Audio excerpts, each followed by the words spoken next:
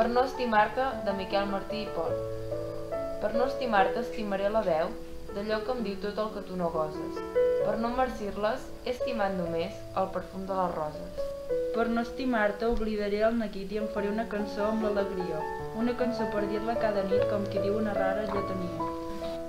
Per no estimar-te, t'he estimat molt més, i ara dins meu tot és la teva crida. Nit que tu m'hi plany, tu només, meravellosament emparasida.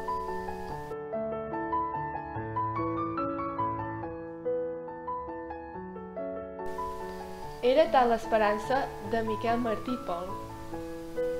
Era tal l'esperança dels avis i la paciència dels pares. I de tots dos, els murs dels quals ara em serveixen per parlar-vos. M'han dit que la naixença em dóna drets inviolables, però jo sóc poruc i sempre em sento una mica xalat i solitari. Visc en un poble petit, en un país petit, i, tanmateix, vull que quedi ben clar que això que escric ho escric per a tothom. I que per mi és com si el món sencer girés entorn de l'eix dels meus poemes. Vagarejo tot sol pels carrers en silenci i cada vespre escolto el cant de les sirenes des del terrat de casa.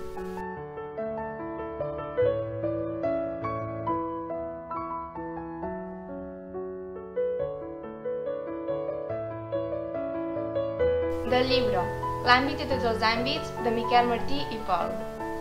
Que si no tots i cadascú per torno, podem crear des d'aquests límits d'ara.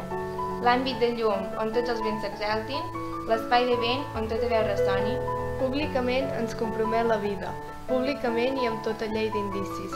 Serem allò que vulguem ser, debades fugim del foc si el foc ens justifica.